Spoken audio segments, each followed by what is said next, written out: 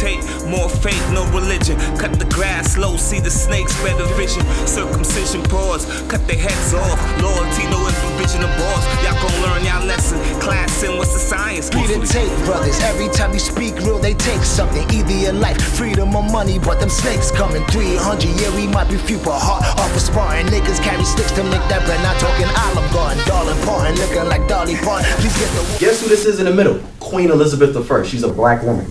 This is Queen Elizabeth I. What happened?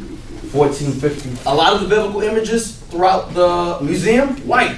Then there was a back room. And when I went inside that room, I seen a lot of dark-skinned images. I seen icons. And I was like, Dad, they got all these images in the back room, but in the open area when you're walking through, you see all these images, Caucasian men, famous Caucasian men. You would think this book right here, you're gonna see more images of the prophets, and all of them being painted as dark-skinned men.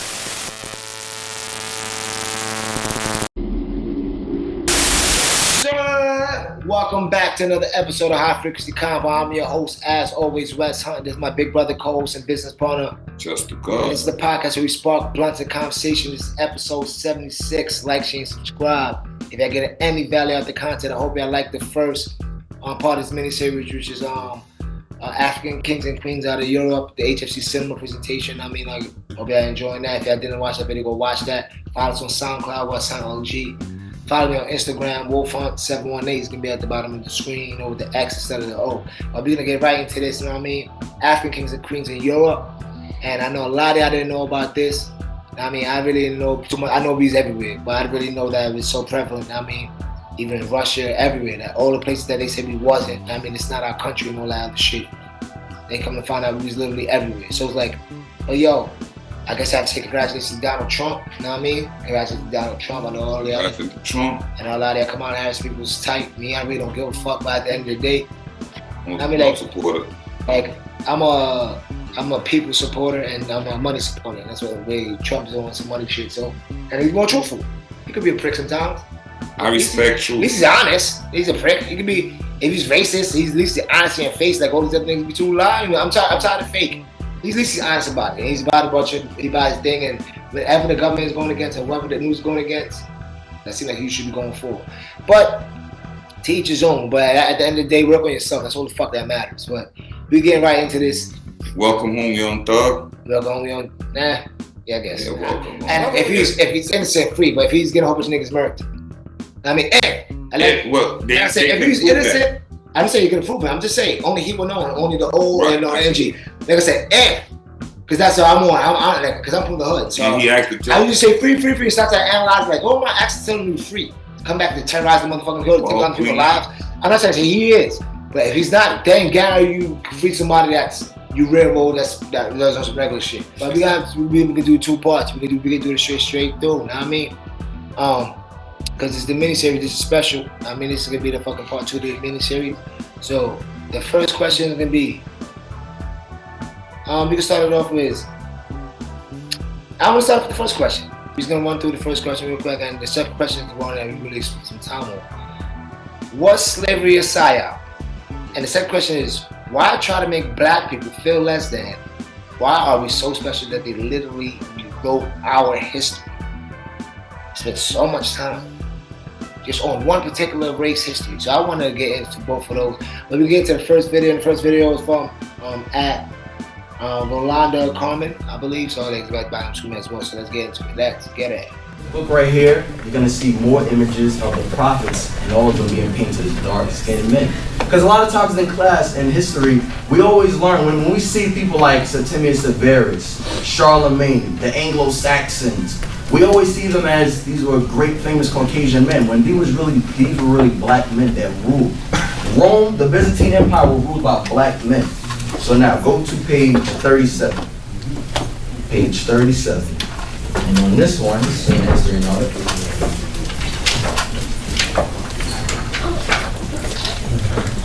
Right here, you see the front. You see the Archangel Michael in the middle. Jesus Christ, right next to him is Gabriel. What color are they painted? They're painted very dark. But in many books after 1453, they're painted white. Why? You had famous iconoclasts, Leonardo da Vinci, Michelangelo, Raphael, Donatello, 3 Ninja Turtles, they were hired to paint over these images. When I went to Rome and the Vatican and I saw the Sistine Chapel, he was hired to paint biblical characters, Caucasian men. Why? So that when a lot of people begin to read the history of the Israelites and Jews, they would think that they were Caucasians. That's why. That's history. Now, go to page 78. Page 78. Page 78. So pass it around. Oh, right there. This here is this is a scene from the Bible called the Transfiguration. And when you see the prophets, you're going to see them as men of color. Notice here his garment is white, but the skin complexion on the prophets, they're all dark-skinned men. Because when you read the scriptures, you always read about the prophets. They always describe themselves as dark-skinned men. And our forefathers, black men, they painted them as that image of being men of color. But what happened? Remember this. 1453, the Renaissance. So now, we're going to go to Spain, a history and art. We're going to go to page 60. We're going to go to page 60. I want you guys to look at this. Now these women are what color? White. What color are their fingertips? Black. What happened? They got their fingertips dipped in chocolate?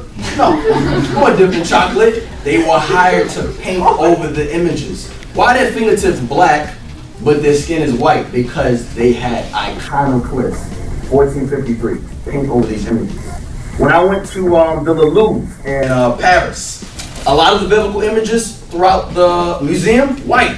Then there was a back room. And when I went inside that room, I seen a lot of dark-skinned images. I seen icons. And I was like, Dad, they got all these images in the back room, but in the open area when you're walking through, you see all these images, Caucasian men, famous Caucasian men, you would think.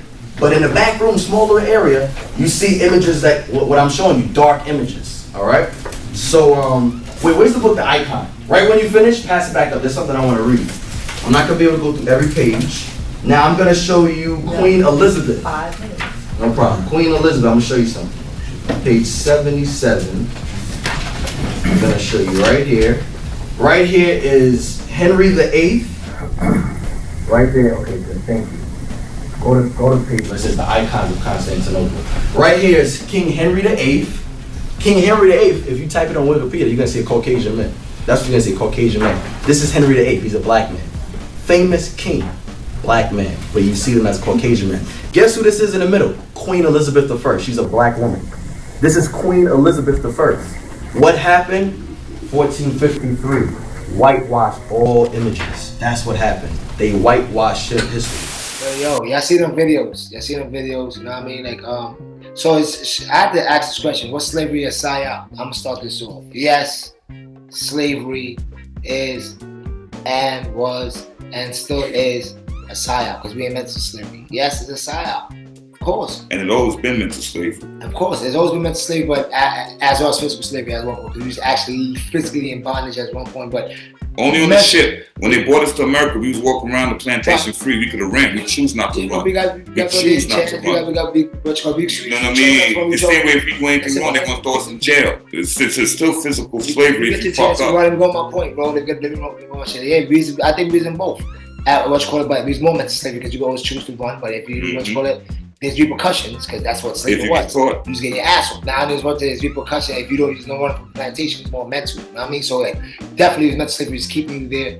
But was slavery inside? Yeah, definitely. Most guarantee it was. Everything we finding out that we know about motherfucking slavery is false. Like I said, we was indoctrinated through movies, like Roots, and what's the other fucking Color Purple and all the other movies that we grew up on. We just indoctrinated through these movies to show you, to try to make us see like this is our worth. This is what we are. This is where we came from. Psychological warfare. This is what we used to do. Give us the enemy while we at it. The white man, divide and conquer more. Boom. Give us the enemy. That's the enemy. But this is what y'all worth. Yeah, they pieces of shit and all that shit. But yeah, they still rich. They still got lineage. They got blood. But y'all pieces of shit. Well, yeah, y'all still got heart. Y'all got resilience. They give us something to hold on to. Yeah, we always hold on to. You make something out of nothing, right? You make something God, they gave you God. So this is a psyop. It's definitely a psyop. And they do it through movies. And you just watching this shit. Like, but subconsciously you're downloading the programming of yo. This is what the fuck I'm worth, and not only this is where I'm worth. This is what my ancestors were. This is where I come from. Nothing. And also, how about this?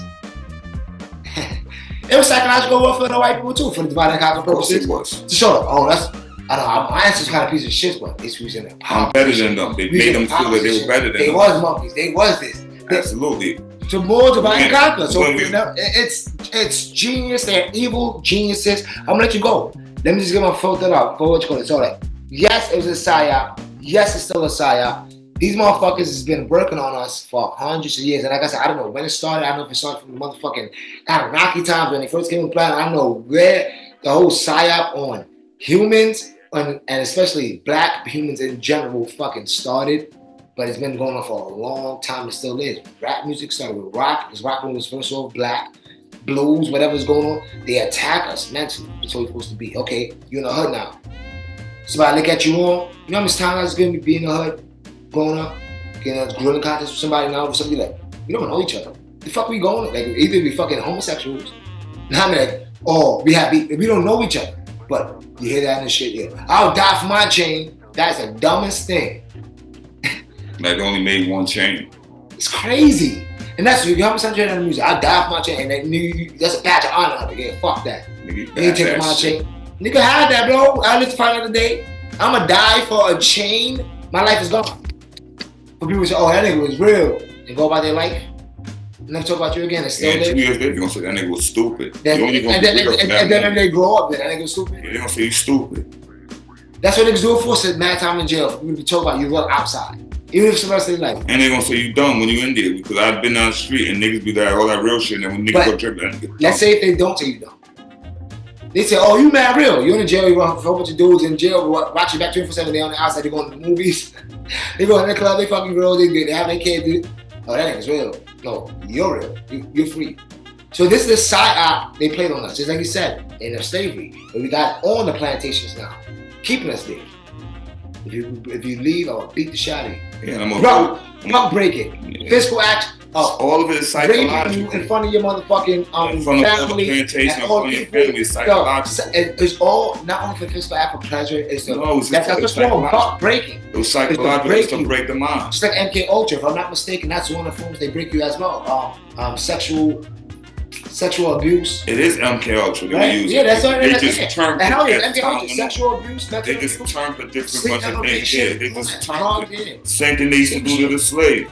Don't let you sleep. Yeah, put you in a sweat box. Put you in a heat box. Fuck with your mind. Break. Take your kids from it. That's why I said slavery was all psychological. And I want to touch on it for 2 minutes. I'm gonna go to the other one, and I don't want to ramble. But hold on, I think we just broke something here. Anybody know anything about abuse, right? Anything. Now I'm not talking about MK Ultra. You know MK Ultra because you do research on that. Anybody know anything about abuse? When you abuse somebody, you really get split personality that they crack. Yeah, dissociate, try to escape, right? Try to escape from what's going on and become somebody else. Can I say that? I'm just spitballing here. What if, right? The Uncle Toms, we'll call him. What? Master Shooters feel good. Don't do that, Master. And they would mix out snitch you, try to run away. Do you think they got fucking dissociative disorder where they had a split personality to the point that they became like a real slave? Like they broke them so much that they kind of split on some dissociative shit to like another personality to the point that they. The only way you could endure slavery is to disassociate from it, bro. The only way you could endure being a prisoner of war is to disassociate from it. The only way is the only way. You know what I mean? But yeah, I'm gonna answer yes. I think slavery is soft, and we still in it. Do you think it? Yeah, I believe the whole thing was a psychological warfare. I believe all of it was psychological. You know what I'm saying? I believe everything from the enslavement of black people, because I won't even say because like I said, if you know anything about slavery and what we talking about didn't begin until late. In the beginning, blacks and whites were indentured servants, working the land until and because I don't want to speak out of context, until it changed, and then black people started being brought from Africa over here. You know what I mean? So now, but this you talking about psychological. It takes you watching another person, fuck if he's black or white. How could you as another person condone the abuse of another person? And then on top of it, that person is black. And then you're a human being. And because now they separated me and you, because one time whites and blacks were together on these plantations. Now they separate us. Now when you become free, you free. Now you ain't free never. So now they force you now to believe that you better than me. It's wild. This shit was it's all psychological. Somewhere down the line, these people knew that what they were doing was psychological. Even when you take the Willie Lynch letters. The Willie Lynch letters was everything was psychological. Because the reality of it is, if you put any animal in a cage, or chain any animal down, or you abuse any animal for a long time, them animals are gonna revolt. So that's why we were walking around the plantation. They just broke our minds, so we didn't run. But we was walking around the motherfucker. They had us in a chain gang. We was walking around. You went from the Bear plantation to the Canarsie plantation and married her. And maybe if you was lucky, they make you bring her back with you. Or you went to see her every night and had cordial relationships and shit. And then you came back. But you better be there in the morning for work. We in the same thing, bro. Yeah, ain't changed. Only thing that separates you is your mind. And that's what we try to work on all the motherfucking time. But yo, that's the key. All the psychological. Transform yourself. Is slavery? Was slavery a psyop? Yes. And guess what? Don't be like, oh, it was. We still in a psyop. Big time. COVID, blackouts, the police brutality, how we react to music, how we react to certain news, how we react to we hear aliens is coming, how we react. It's all a psyop. All of it. It's never, because it's not a physical war as people want to believe. It's a mental and spiritual war that's being waged. So the only way you can win is to change yourself from the inside. It's not about the government. Do you ever heard the saying, right? Why in the Bible the Jews hated Jesus so much? Because Jesus is like, yo, boy, whatever belongs to Caesar is Caesar's. The Romans loved Jesus because he was saying, whatever be rendered to Caesar, let it be rendered to Caesar. It's Caesar's own. He ain't had a problem with the government. His problem was the people. He was like, y'all niggas need to change yourselves, worrying about Caesar's money.